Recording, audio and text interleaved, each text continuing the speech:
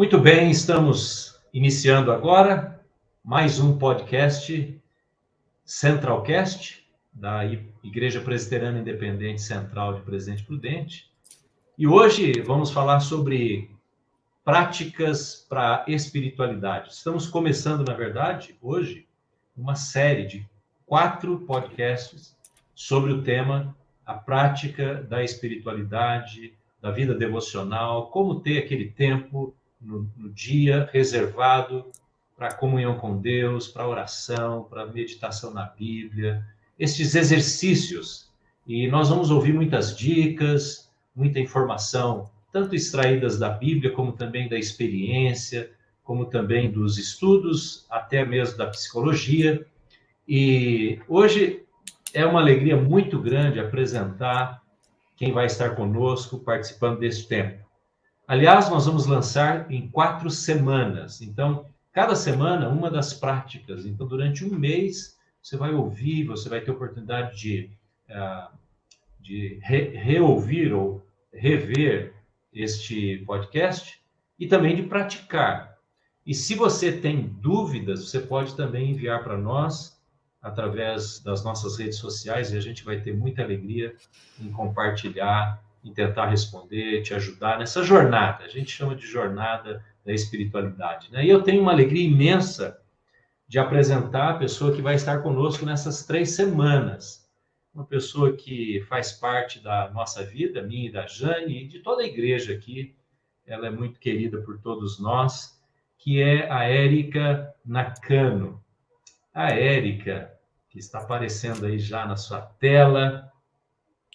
A Érica é alguém que a gente conhece desde a adolescência, né? Sim. Alguém que fez parte da nossa vida, é amiga e Sim. Já viajamos juntos, já escalamos montanhas, né, Érica? Verdade. Juntos. Já tivemos muitos retiros de oração e, enfim, já almoçamos e jantamos muitas vezes juntos e com o Cazu, esposo da Érica. E a Érica esteve aqui na igreja na semana passada e ela falou sobre a prática da espiritualidade. Então, ao apresentar, eu já lanço para a Érica a primeira pergunta, porque hoje, no capítulo de hoje, nós vamos falar sobre a prática da oração, como primeira prática para desenvolver relacionamento com Deus. E eu sei que tem tanta gente interessada nesse tema, porque depois que a Érica veio aqui à igreja, as pessoas ficaram perguntando, nós precisávamos ouvir mais. Quando que ela vai vir falar mais para nós? Então, criamos esse momento aqui, através da internet, para poder compartilhar mais sobre esse assunto. A Érica, ela é psicóloga, além de mãe, de esposa, né, de dona de casa. Ela é estudante da psicologia, já agora no seu doutorado, na USP, na Universidade de São Paulo, e tem uma jornada aí também muito intensa nessa área da espiritualidade, estuda este assunto, não é? Ela vai falar mais sobre isso. Érica, você pode falar um pouco de você? E eu já lanço para você a primeira pergunta neste tema, que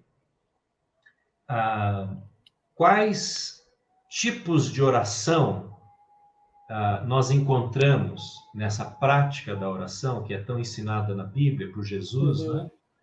Que tipo de oração a gente encontra e quais orações, que tipo destas orações devem fazer parte de uma prática rotineira, diária, constante de oração?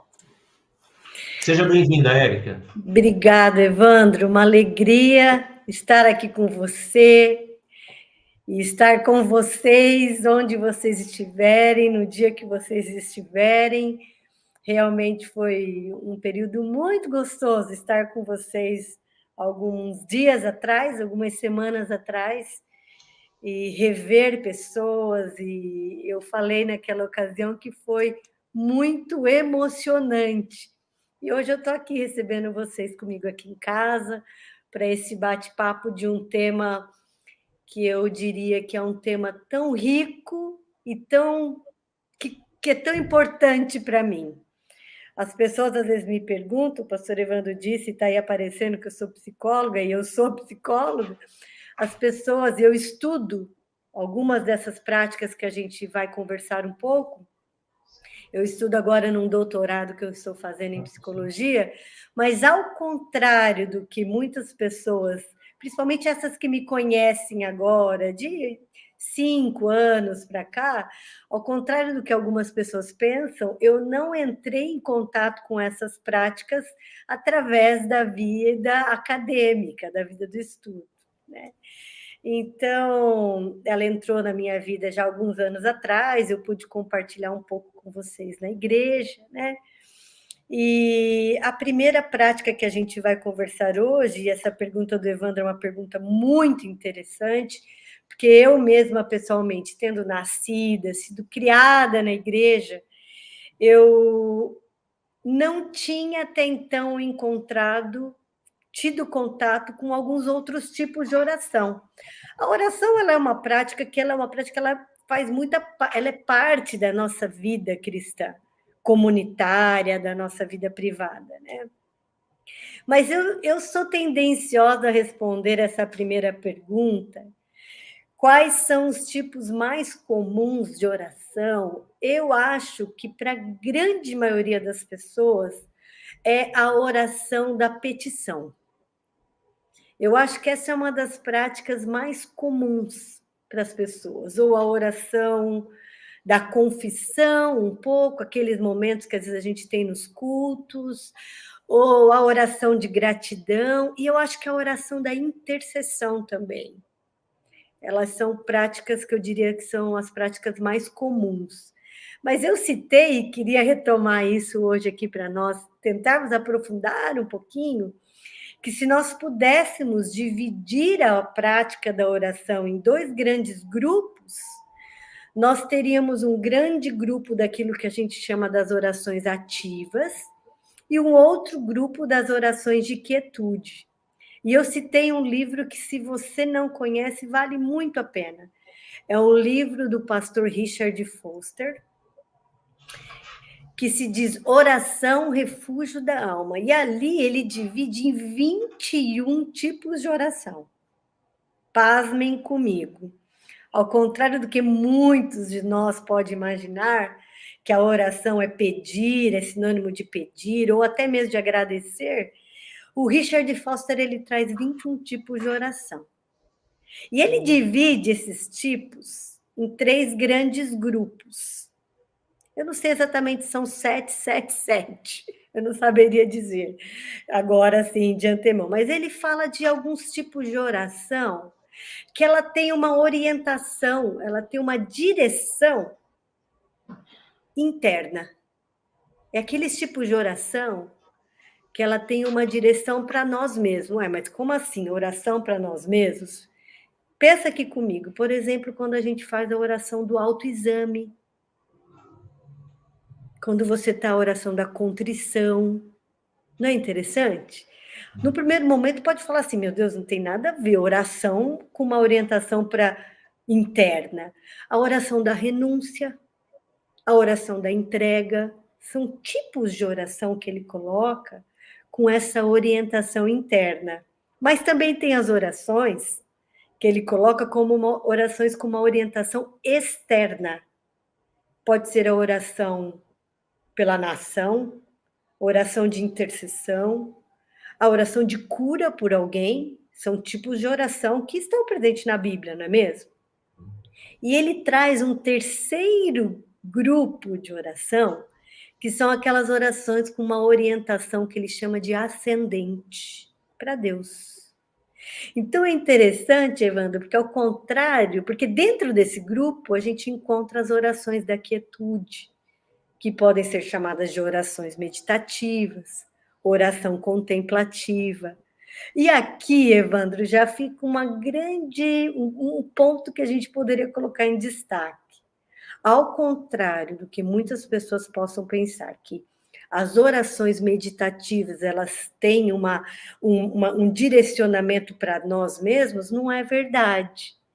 Porque o Richard Foster ele coloca esses tipos de oração como uma oração em direção a Deus, a uma intimidade maior, que esses homens, essas mulheres de oração, eles traziam esse tipo de oração como uma busca de uma união com Deus, né? Agora, você perguntou quais delas que teriam que estar na nossa vida devocional. Se eu pudesse escrever em caixa alta, em negrito, eu diria todas. Todas. Agora, eu pessoalmente, na minha vida, na minha busca, olhando a minha história, olhando meus estudos agora, eu tenho estudado e mergulhado um pouco mais nessas orações contemplativas, orações de quietude. Por que a mais importante? Não, não é por isso.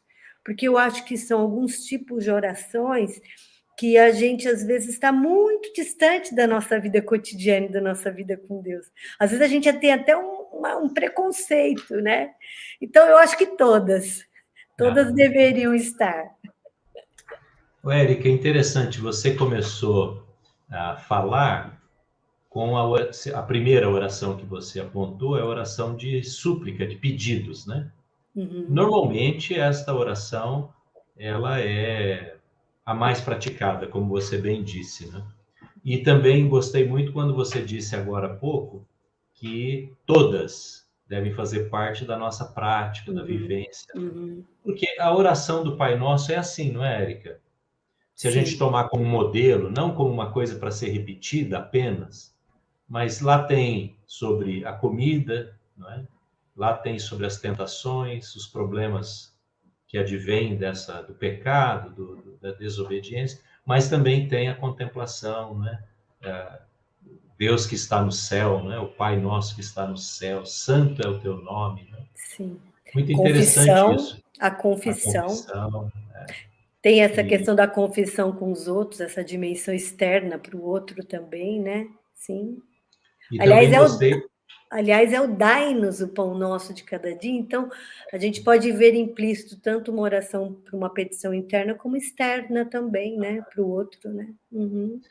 A gente poderia dizer, na sua opinião, que há uma linha chamada oração e que contempla muitos aspectos, né? Como você bem disse, o livro do Foster, que a gente não exclui nenhum dos temas, nenhuma dos 21 tipos de oração, mas que nós muito comumente nos esquecemos daquela oração que é para adoração, que é a oração da contemplação da pessoa de Deus, e a gente fica só no outro extremo, que é da petição, né? Pede e somente pede como uma criança, não é isso? Será que isso faz parte da realidade da espiritualidade da maioria das pessoas? Olha, eu escutei exatamente alguns dias atrás aquele irmão nosso, o pastor Osmar Ludovico, ele é um nome, talvez um dos nomes aqui de pastores no Brasil que mais trabalham com isso, e ele trouxe a questão dessas orações mais de união com Deus, de intimidade com Deus. Ele apresentou esses tipos de orações como uma possibilidade de nós aprofundarmos a nossa confiança em Deus. Eu achei isso tão interessante, porque ele falou assim que através desse tipo de oração, eu estou usando as palavras que ele utilizou, nós vamos conseguir sair de uma dimensão de pedintes, de pessoas muito exigentes com Deus, e não vamos adentrar nessa dimensão da confiança de dizer, Senhor, tu sabes de tudo. Né?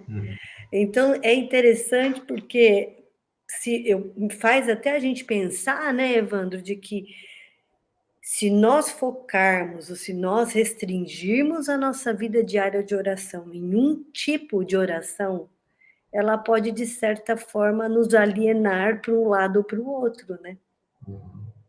Ela vai atrofiando, né, a nossa espiritualidade, não é verdade? Porque se nós olhamos a vida de Jesus, ele tanto orava como ensinou na oração do Pai Nosso, nós já falamos aqui sobre o alimento e as necessidades mais básicas, né, da vida humana. Sim. como também ele exalta o Pai no início da oração e no final da oração também, né? Ele intercede, né? Pouco tempo atrás eu também ouvi algo de que se a gente pega a oração sacerdotal, a riqueza da oração ali, o Pai Nosso, Jesus está nos ensinando como orar. Na oração sacerdotal, nós estamos vendo Jesus orando, lendo no caso. Nós estamos Sim. entrando em contato com o momento de oração dele. E a gente sabe o conteúdo da oração dele. E também na cruz, a gente sabe, na cruz não, no Getsemane, né? Nós sabemos o conteúdo da oração dele, né? Muito Muito bem. interessante. Érica, você falou que um dos tipos de orações que nós podemos ter e experimentar é a oração da contemplação. Isso, então, adentrando esse tema de deixar com que os pedidos percam a importância e a pessoa de Deus ganhe importância. Se é isso a oração contemplativa, eu queria que você comentasse o que é a oração contemplativa, que já pelo título é muito pouco conhecida e com certeza pouco praticada, né, pela maioria dos cristãos. Como transformar isso de forma simples para que as pessoas, nós todos, possamos praticá-lo? Eu tenho gostado da expressão também oração da quietude. Eu tenho gostado dessa expressão, da oração da quietude. A gente falou que essa oração em busca dessa aproximação com Deus, olha, pode parecer isso que eu vou falar, Evandro, muito estranho para aquelas pessoas que associam a palavra oração a falar com Deus. Se você que está nos ouvindo, se para você orar é falar com Deus, pode parecer muito estranho que o que eu vou estar comentando aqui com vocês. Porque a oração contemplativa, ela não é uma oração calcada, alicerçada nas palavras. Se você me perguntar como deve ser uma oração contemplativa, eu falaria assim: uma oração curta, não é uma oração discursiva, é uma oração simples. E se nós formos olhar esses primeiros homens e mulheres da oração, muitas dessas orações elas eram repetidas. Mas não é aquela repetição que Jesus depois dá o conselho. Quando vocês forem orar, não entram em vãs repetições. Não era o repetir por repetir. Era o repetir no sentido de ruminar, de deixar essas palavras entrar. Sabe quando você está estudando para uma prova? Você viu aquela determinada matéria, mas você precisa ir lá e repetir de novo o que você estudou? Daí você vai lá e até aquele conteúdo entrar, fazer parte de você. Então, a oração contemplativa, ela é uma oração curta, ela é uma oração com poucas palavras, ela é uma oração, às vezes, sem palavras, ela é olha que interessante, ela é uma oração desacelerada. Ela é uma oração que ela pode até ser feita no ritmo da respiração. Eu ouvi o pastor Osmar Ludovico, você citou a oração do Pai Nosso. Esse é um exercício muito prático, muito prático. Você fazer a oração do Pai Nosso no ritmo da tua respiração. Como que é, Érica? Dá um exemplo. Vamos pensar aqui. Você pode fazer sentado, você pode fazer caminhando. Você pode começar, eu vou diminuir o meu ritmo de voz aqui. Você pode começar assim: Pai Nosso. Pai do meu pai que está agora sofrendo naquele hospital. Pai daquela irmã da célula que está agora. Pai que estás no céu, mas está comigo aqui agora nesse podcast. Está também com meu filho, que está lá naquela escola, naquela prova. É uma oração lenta que você vai deixando as palavras adentrar no teu coração. Aquelas orações com muitas palavras que às vezes a gente nem se dá conta do que a gente está falando, não é verdade? Quem de nós,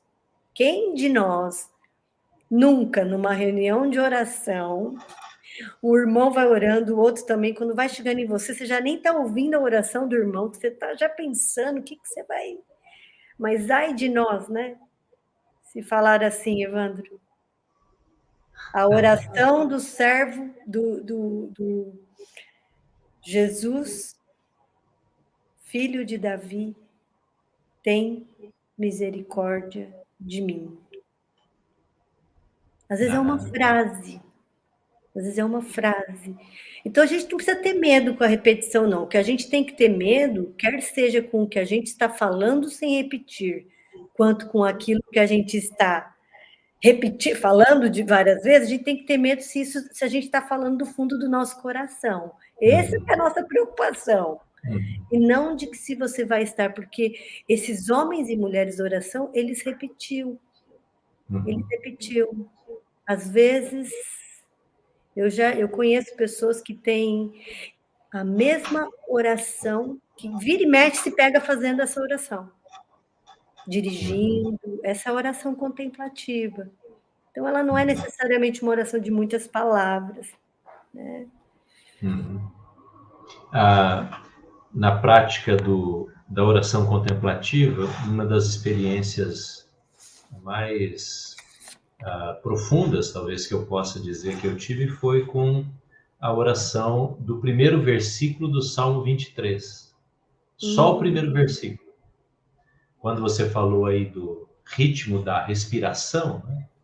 A declarar o Salmo 23 lentamente, pausadamente, e dividindo aquela frase que é tão conhecida, o Senhor é meu pastor e nada me faltará, em pequenos pedaços. Eu costumo pensar assim, que a oração contemplativa é como a diferença dela para uma oração comum que a gente ouve e também pratica, é como comer um alimento bem saboroso, mas as pequenas mordidas, pequenas garfadas. Quando você dá tempo para todos o seu paladar, né, absorver toda a riqueza do sabor, né, e identificar ali cada uma das partes, né, se tem o sal, se tem a pimenta, o tempero, o próprio alimento. Então, essa oração do Pai Nosso, essa oração do Salmo 23, quando eu paro ali na segunda palavra, né, o Senhor é meu, e eu tomo posse disso. Como você falou, eu achei interessante, você disse, ele é pai daquela pessoa que está no hospital, ele é o pai que está desse membro da minha família, né? Então, ele é meu, eu tomo posse, pronome possessivo, né? E eu deixo isso ser absorvido por mim. Isso seria a oração contemplativa, Érica?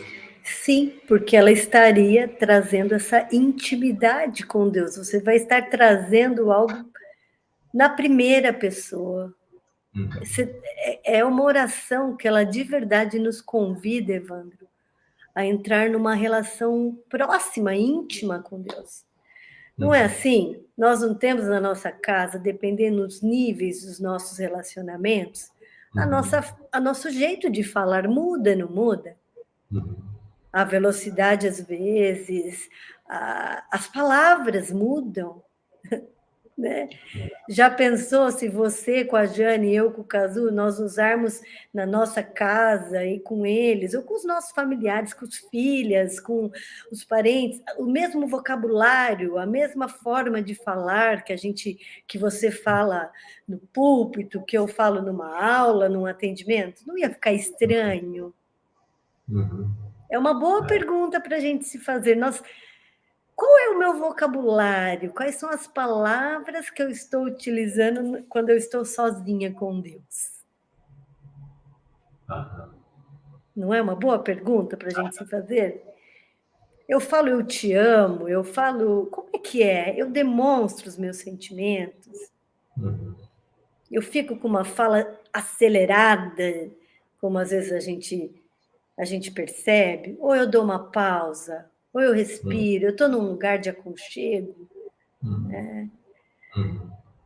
Eu estou lembrando aqui daquela experiência de Moisés, né, quando ele desce da montanha e naquela contemplação até dos efeitos visuais da presença de Deus, né, quando a montanha onde ele recebe os mandamentos se enche de fumaça e de luz, e ele desce, e o rosto dele era diferente, né, quando a gente contempla Deus, isso só já é suficiente. Os pedidos parece que perdem a importância, porque a pessoa de Deus basta, ilumina a vida, põe em ordem a mente, os pensamentos, né? As sensações, as emoções, vai trabalhar com a tristeza, vai trabalhar com a angústia. É isso, essa oração que nos leva mais à presença de Deus e menos às nossas necessidades e às consequências, às vezes, danosas que estamos vivendo por não ter as necessidades supridas, né? Por ter faltas. Então, quando o Salmo 23:1 diz, nada me faltará, justamente em decorrência da primeira frase, né? Se isso é incorporado na minha mente, nos meus sentimentos, essa declaração nada me faltará é uma consequência, né? Agora, para isso precisa ter tempo, Érica? Como é que a gente faz isso? Essa oração contemplativa, não dá para fazer estilo leitura da Bíblia de caixinha de promessa, né? Aquela caixinha antigamente que pegava um versículo, lia, Senhor, me abençoe esse dia. As pessoas falam, pastor, eu oro o tempo todo. E eu oro muito, muito indo para o carro, no carro, quando eu estou indo trabalhar. Sim. Essa não é oração contemplativa, não dá, né? Não. O James Houston, ele tem aquele livro dele que fala, orar é estar com Deus, né? Que você estava dizendo do estar, né? Olha, tem que dedicar tempo, e é eu acho que é um dos nossos maiores desafios hoje. Atualmente não são caixinhas de promessa, né, Evandro? São aplicativos. São aplicativos, Versículo que surge na tela, que você comanda lá no aplicativo da YouVersion, né? E aí vem e você se sacia com aquela porçãozinha lá, né? Ou alguém manda, né? Manda o versículo do dia para você. Escolhe para você o seu alimento. Tem que ter dedicação de tempo, né? E nós vamos, de uma forma didática, trabalhar nesses nossos 4 encontros, esses 4 temas, essas 4 práticas, mas elas estão muito, muito, muito interligadas. É como o leite com café e açúcar, para quem gosta adoçante, né? Você olha ali, você sabe, aqui tem leite, aqui tem café, aqui tem açúcar, mas se você precisar separar, depois que misturou, já está misturado. Nós vamos falar depois, mais para frente, sobre o silêncio, mas esse é um tempo de escuta, ele é imprescindível para a oração contemplativa, né? Sabe o que eu estava lembrando? Agora, domingo, nós estávamos aqui indo para a igreja e nós vimos um carro assim na nossa frente e nós lembramos que foi o primeiro carro que nós compramos quando a gente voltou para o Brasil. Eu e o Cazu, a Sofia não existia ainda. E eu me recordei de uma situação que eu vivi com esse carro. Quem me conhece sabe que eu sou bem chata com coisas assim de carro, sou bem criteriosa, né? E esse carro, Evandro, ele tinha um barulho, mas aquele barulho me incomodava de um jeito, Evandro, aquele barulho daquele carro. E eu levei um dia ele no mecânico, o mecânico pegou, vamos dar uma volta, foi naquelas ruas lá, a gente morava em Limeira, sabe? Com muito buraco, tal, e ele escutou os barulhos, eu cheguei, ele foi dirigindo, eu estava ao lado. Falei, nossa, ele descobriu, ele vai arrumar, vai. Ele virou para mim e falou assim, sabe como que você resolve esse barulho? Eu falei, como? Ele falou assim, você liga o som. Liga o som bem alto. É impossível algumas práticas sem a gente silenciar. A oração contemplativa. Alguém esses dias me perguntou assim: eu consigo fazer oração contemplativa com música? Eu não sei, eu acho que vai depender muito de você, da música, o que isso vai estimular em você, porque ela tem uma finalidade de desacelerar, de você diminuir a tua respiração, você ter um aquietamento. E a gente vive numa sociedade do barulho, né? A gente vive numa sociedade de muita informação, a gente tem ouvido falar, eu acho que é muito interessante essa questão da poluição ambiental, mas também a gente vive numa poluição mental e uma poluição sonora. Então, além de nós querermos nos disponibilizar, não, eu quero ter um tempo de escuta, um tempo de oração contemplativa, você ainda tem que preparar o ambiente. Eu recordei hoje, foi muito interessante, um livro que a Jane me emprestou em inglês, Listening. Eu marquei a data 1/5/2016. E ele fala da importância desse tempo de escuta, divide lá escutar a si mesmo, que é o nosso corpo, o nosso cotidiano, os nossos sentimentos, escutar os outros, escutar o mundo. E esse tempo de escuta, de aquietamento, é imprescindível nesse mundo do barulho, né? Eu tenho entrado em contato com alguns livros do Thomas Merton, e ele tem um livro que eu acabei agora de ler, que é Contemplação no Mundo de Ação. A gente poderia fazer uma paráfrase, né? Oração contemplativa no mundo barulhento, né? Então, vai exigir, né, Evandro, uma preparação de um local, vai exigir. Alguns falam em 30 minutos, mas eu sei de pessoas que praticam 5 minutos, né? Mas é imprescindível essa dedicação desse tempo, e o nosso desafio é o celular. Aqui vai uma dica muito prática, Evandro, que eu tenho vivenciado. Para oração contemplativa, use a tua Bíblia impressa.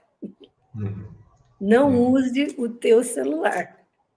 Parece uma dica simples, faz muita diferença. A tela, aquela luminosidade. Eu tenho que estar num campo. Não, não é isso. Você precisa estar, pelo menos, numa ambiência. Né? Como é que você vai fazer oração contemplativa, um tempo de silêncio? Tem que verificar o horário do dia, qual é a rotina familiar. Talvez vai ser o caso de você ter que acordar antes de todo mundo acordar. Se você tem um filho, como eu, que acorda, já tem que chamar filho, preparar café, levar para a aula, né? Então, exige uma organização prática do dia, da ambiência. Né? Inclusive, eu costumo dizer que nós precisamos colocar como que cercas nos protegendo para desenvolver esta prática da espiritualidade ou da vida devocional, como se pode dizer também, né?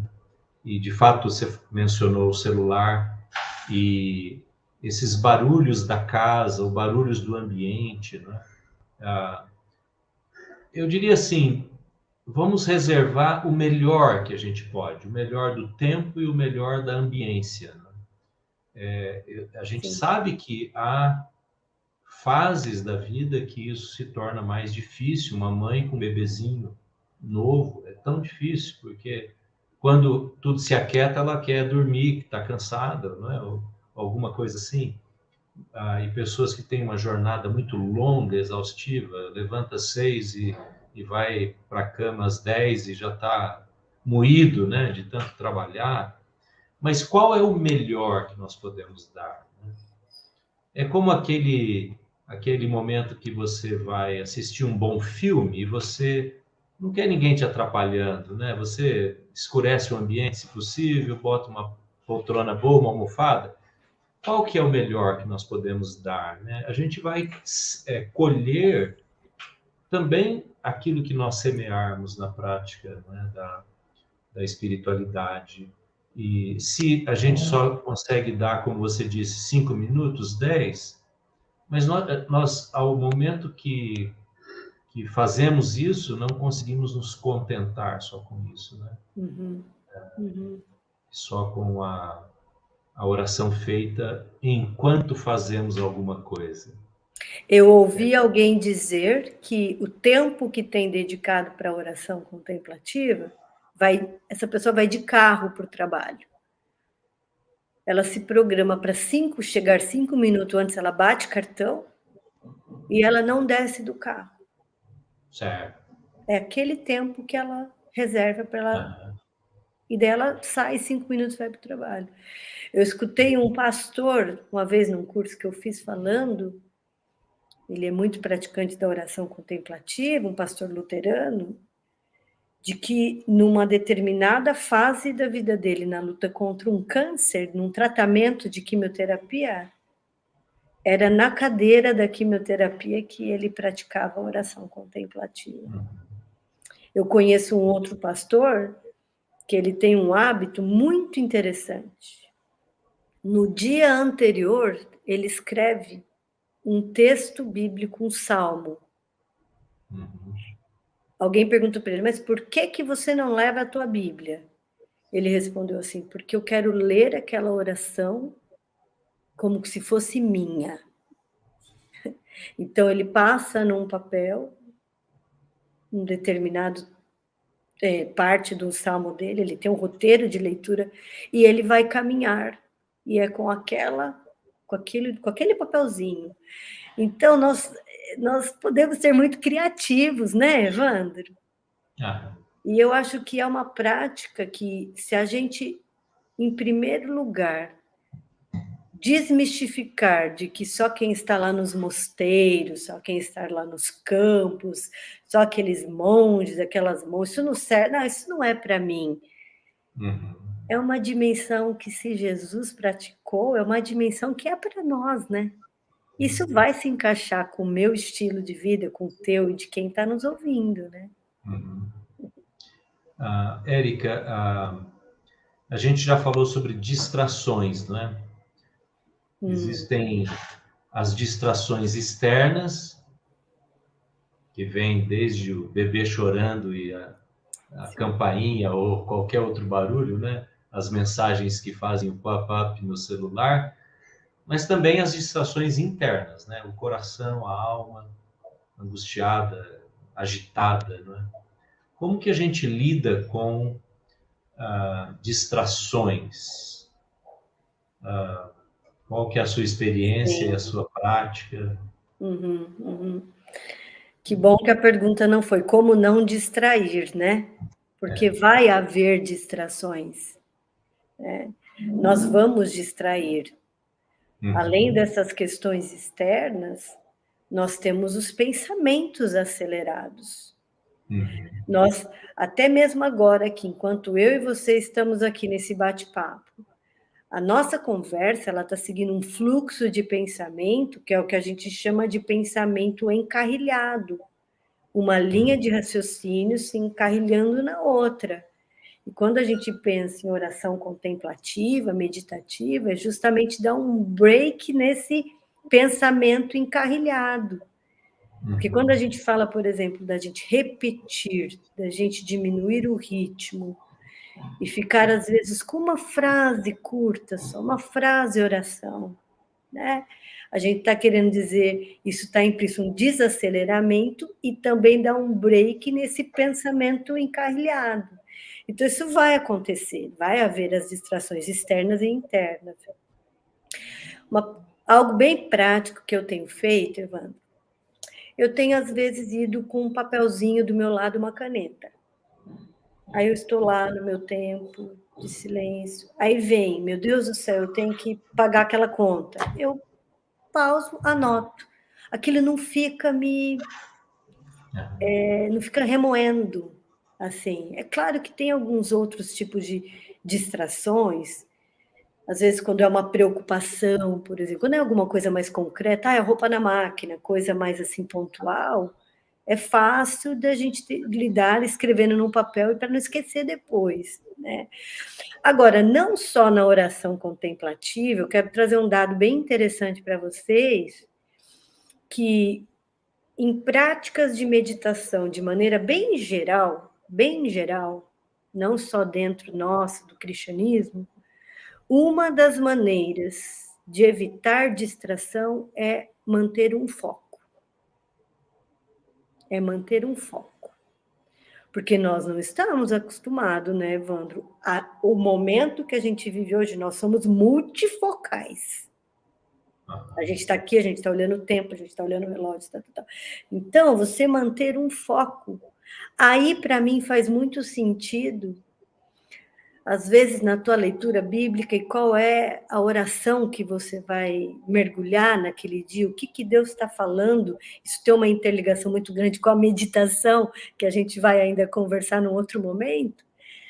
A meditação nas Escrituras, o que me chamou a atenção?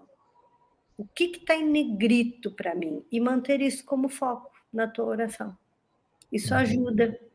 O foco, você manter o foco. Então, nesse sentido, a repetição, ela também ajuda. Você vai adentrando. E quando você distrair, pelo menos você tem um foco, você tem um lugar para você retornar.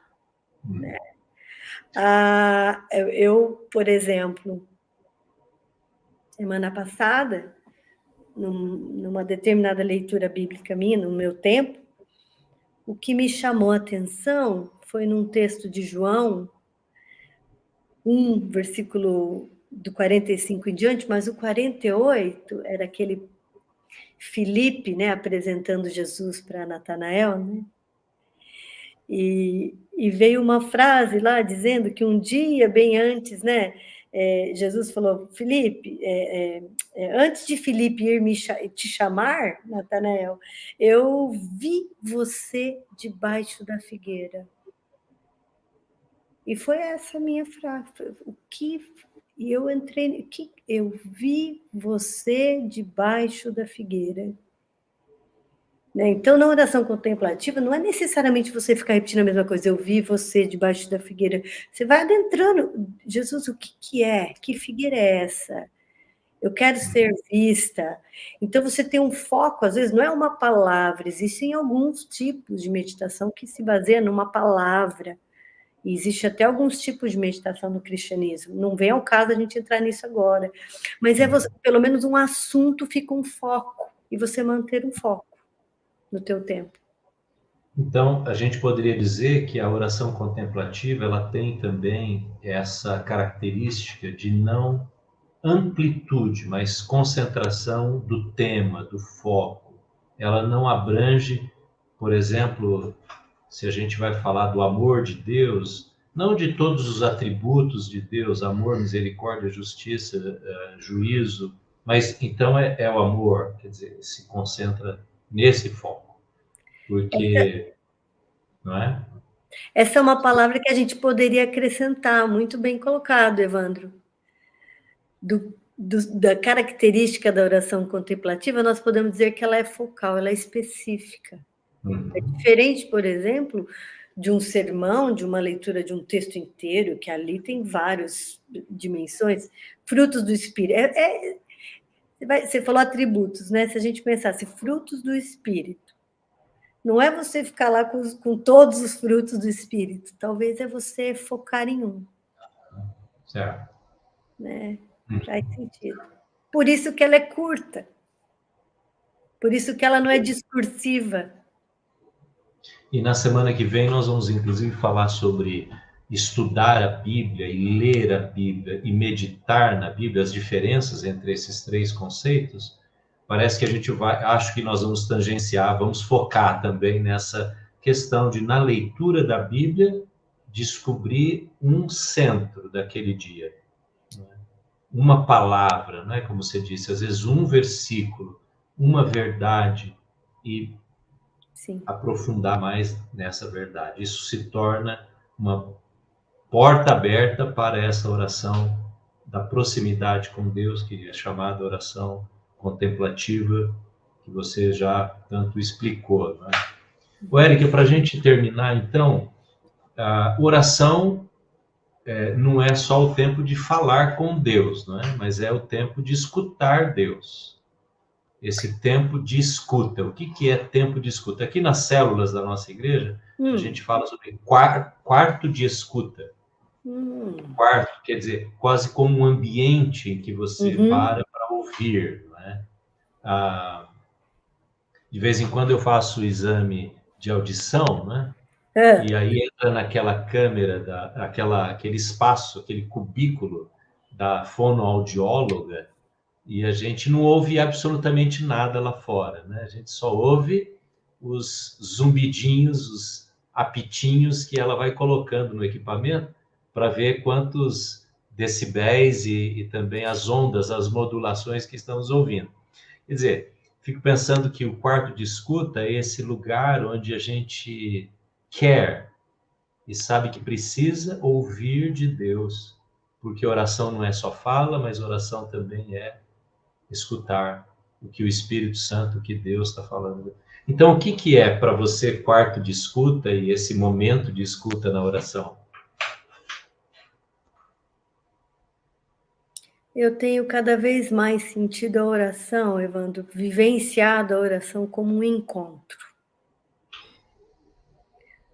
O escutar é esse silenciar para permitir, para ouvir o que Deus quer falar comigo, né?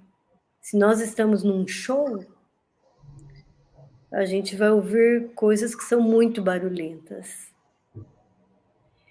E eu acho, o que eu tenho vivenciado assim, estou falando num nível bem pessoal, que algumas coisas a gente só escuta no silêncio. Deus tem algum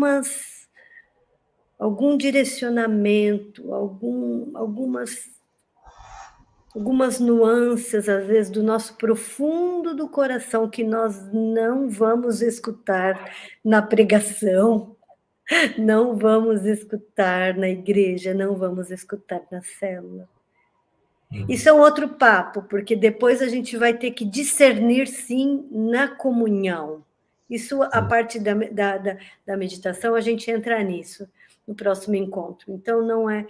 Mas existe alguns sons, como você deu o exemplo da fonoaudióloga, que nós só vamos escutar no silêncio. Então, esse tempo de escuta, ele é quase que um sinônimo de um tempo de silêncio. Porque é um tempo de quietude, e eu acho até que fica aqui um grande desafio, que às vezes o barulho está dentro de nós, né? Como a gente vem falando. Então, esse tempo de escuta, ele talvez passa também por um tempo de escuta daquilo que está gritando dentro da gente também. Né? Que Deus quer trabalhar com a gente, o que Ele quer falar com a gente, né? O que Ele quer mostrar para a gente, esse ruído interno. Né? Então, eu não vejo possibilidade de uma vida de oração sem um tempo de escuta. Eu não vejo. Fica aqui o meu convite, sem querer ser muito incisiva, É impossível, se na tua vida de oração você não tem um tempo de escuta, tem uma grande área da tua vida que ela precisa ser desenvolvida. Isso remete a um coração agitado que também, talvez nas suas relações pessoais, também tenha dificuldade de ouvir, não é? Porque a nossa relação com Deus, ela modela, não é? Ela dirige a nossa relação com as pessoas. E o que a gente faz muitas vezes é ao contrário, né? As nossas relações horizontais com tudo aquilo que nos cerca, vai modelando a nossa prática da espiritualidade. Então, pouco tempo, agitado, onde só se fala, onde tem barulho, pressa em ter o resultado, e a gente vai moldando, querendo moldar, né, a nossa vida com Deus através dessa experiência, né? Eu gosto demais do Salmo que diz: como uma criança amamentada se aquieta no colo da sua mãe, né? Essa experiência, né, de fato se sentir cuidado, amado, né, e acolhido por Deus nesse encontro de oração, até o ponto de percebermos que eu nem preciso falar, eu posso falar menos e posso aproveitar mais desse encontro com Ele, né? Minha oração de pedido diminui, como na oração do Pai Nosso, né? São poucas coisas que Jesus ensina a pedir ali, a gente falou disso no começo, estão presentes, mas são poucas, porque o encontro com Ele, perceber quem Ele é para nós e em nós, basta, e vai bastando cada vez mais, né? Érica, nós já estamos aqui. Sim, passou rápido. Nosso tempo. Passou rápido demais.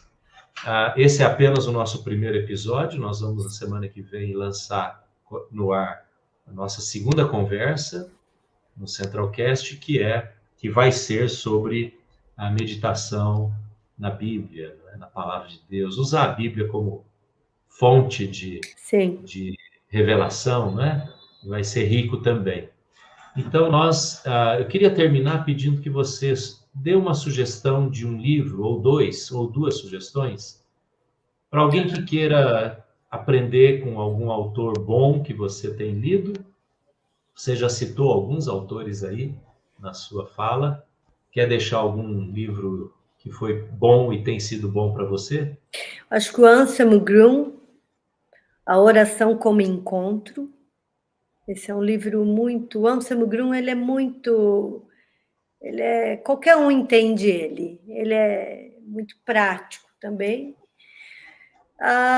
E eu acho que essa do Richard Foster, porque nós falamos da oração contemplativa hoje, que está bem longe, mas eu acho que existe outras lá. Por exemplo, a oração da renúncia, tem outras orações lá. Então, isso incrementaria, isso nos daria ferramentas para crescermos na nossa vida de oração. Então, Oração, Refúgio da Alma. Do Richard Foster. Muito bem. A gente vai deixar esses livros anotados aqui, e você vai poder consultar se tiver alguma dúvida da editora e tudo mais, a gente pode ajudar você a encontrar. Érica, nós agradecemos muito, eu te agradeço demais pelo tempo, e a gente vai se encontrar já na próxima semana com o tema a prática da meditação na Palavra de Deus. Sim. Tá bom? Prazer, uma alegria. Muito rico o tempo, e muito, muito obrigado pelo seu ensino, por compartilhar também da sua vida, da sua experiência e do seu conhecimento. Tá bom? Um abraço para vocês, viu? Deus abençoe você. Tchau. Tchau, tchau.